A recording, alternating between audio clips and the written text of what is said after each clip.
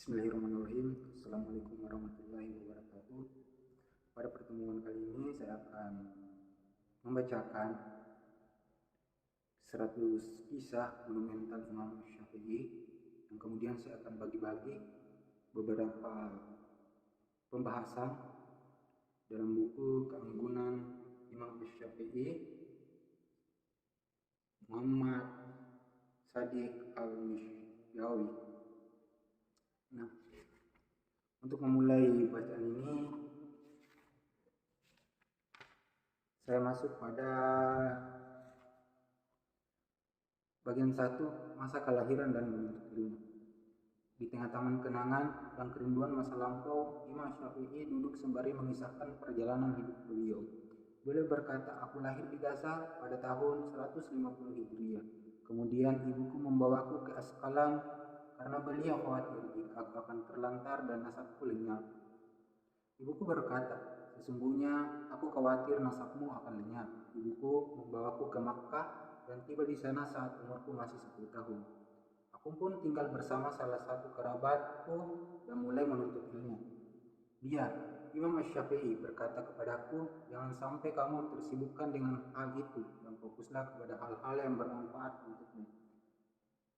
Maka kuletakkan semangatku pada ilmu dan kucari ia hingga Allah mengaruniaiku ilmu ini." Pada suatu hari, Ahmad bin Sawad duduk bersama Imam Syafi'i. Beliau pun mulai mengisahkan sebagian riwayat hidupnya. Beliau berkisah dengan runtut dan rapi. "Aku lahir di Asqalan, daerah yang di sana terdapat di kota Gaza. Ketika berumur 2 tahun, ibuku membawaku ke Makkah.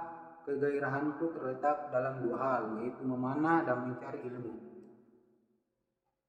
Dalam keahlian memanah, aku berhasil menembakkan 9 dari 10 anak panah dengan tepat mengenai sasaran." Imam Syafi'i tidak bicara mengenai keahliannya dalam bidang ilmu karena kesopanan dan sikap tawadunya. Amr bin Sawad berkata untuk menyanjung beliau, "Demi Allah, keahlianmu dalam ilmu lebih hebat daripada keahlianmu dalam memanah."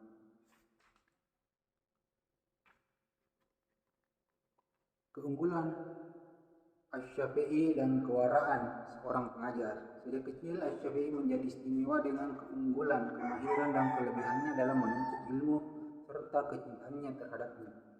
Inilah beliau saat mengisahkan kegairahannya terhadap ilmu serta keunggulan beliau dalam ilmu. "Semasa masih di sekolah dasar, aku selalu mendengar pengajar yang mendiktekan ayat kepada anak-anak kecil, lalu aku menghafalnya. Anak-anak kecil itu terus mencatat apa yang didiktekan kepada mereka hingga sang pengajar selesai mendiktekan. Ketika itu, aku telah hafal semua yang didiktekan oleh sang pengajarku." Ketika sang pengajar melihat kecakapan Asy-Syafi'i dan hafalan beliau terhadap ayat-ayat sebelum dibacakan kepadanya, maka dia berkata pada Asy-Syafi'i dengan sikap warak, "Aku tidak halal mengambil satu upah pun darimu." Semangat Asy-Syafi'i dalam menuntut ilmu. Di dalam kebahagiaan dan kegembiraan, Asy-Syafi'i membiarkan akalnya bertamasya di masa kanak-kanak. Kemiskinan tidak menghalangi beliau untuk mendapatkan ilmu. Beliau bercerita dengan rasa cinta yang meluap terhadap keharuman masa lalunya. "Aku adalah seorang anak yatim dalam asuhan ibuku. Dia pun memasukkan aku ke sekolah dasar, sedang dia tidak mempunyai apa-apa yang bisa diberikan kepada sang guru. Namun guru tersebut telah merasa puas terhadapku dengan aku menggantikannya ketika dia tidak berada dalam majelis dan meninggalkan sekolah. Ketika telah hafal Al-Quran, aku masuk masjid dan duduk dalam satu majelis dengan para ulama. Aku mendengar hadis dan berbagai masalah. Lalu ku hafal, ibuku tidak memiliki uang yang bisa dia berikan kepadaku untuk membeli kertas. Aku pun melihat tulang, lalu aku mencatat semua pelajari pada tulang itu. Bila ia telah penuh, aku pun menyimpangnya pada sebuah wadah dari tembikar hingga terkumpul 2 wadah besar." Menuntut ilmu fikih. Pada masa kecil, Asy-Syafi'i mencari ilmu tentang syair, sejarah bangsa Arab dan sastra, hingga beliau memiliki keunggulan dalam bidang sastra. Selanjutnya, beliau menuntut ilmu fikih dan menjadi imam. Dalam bidang itu, latar belakang yang menyebabkan Muhammad bin Idris Asy-Syafi'i mencari ilmu Fiqih adalah kisah berikut ini. Suatu hari beliau mengendarai hewan tunggangannya, sementara di belakang beliau ada sekretaris Abdullah Az-Zubair. Asy-Syafi'i pun melantunkan sebaik syair, namun sekretaris Abdullah Az-Zubair memukulnya dengan cambuk yang dipegangnya, seraya menghardiknya, apakah orang sepertimu akan lenyap kehormatannya untuk hal-hal seperti ini? Di mana kepahamanmu terhadap ilmu fikih?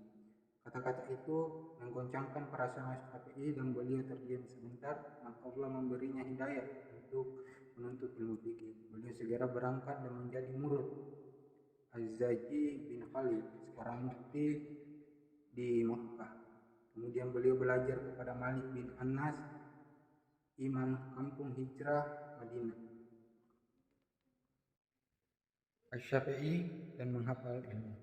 Dengan senyum yang lembut dan wajah yang dipenuhi kepuasan dan keridoan, Imam Syafi'i duduk di tengah para muridnya sambil mengisahkan beberapa ujian hidup yang menimpa beliau, sebagaimana beliau mengatasi sehingga hal itu tidak menghalangi beliau untuk menuntut ilmu. Beliau berkata, aku hidup selama 16 tahun sedang makananku hanya berupa adonan roti yang masih basah dan kurma kering dengan jumlah sekedar agar aku dapat menenggakkan punggungku. Seorang bertanya pada beliau, apa yang kau inginkan dengan hal itu, hai Abu Abdillah? Beliau menjawab, dengan ini aku bermaksud untuk menghafal ilmu dan fikih.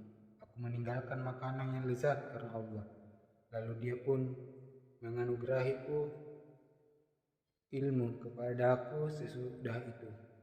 Guna mendidik para murid agar sabar dalam menuntut ilmu, beliau berkata, pernah aku mencari uang untuk membeli kertas, namun aku kesulitan. Asy-Syafi'i dan keberkahan ludah Nabi. Malam telah datang, kegelapan pun menyerang, hawa tidur pun menyelimuti alam semesta dengan kedua sayapnya. Kedua mata seorang pemuda belia, Muhammad bin Idris Syafi'i, menyerah di dalam tidur yang nyenyak. Tak kala beliau tertidur, beliau bermimpi melihat Nabi. Syafi'i bercerita tentang apa yang terjadi antara beliau dengan Nabi di dalam tidurnya itu. Beliau berkata, aku melihat Nabi.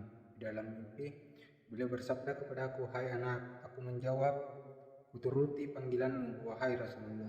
Tanya beliau, milik siapa kamu? Aku menjawab, dari golonganmu, wahai Rasulullah. Sabda beliau, mendekatlah kepadaku. Aku pun mendekati beliau. Sesudah itu beliau mengambil ludahnya dan membuka mulutku.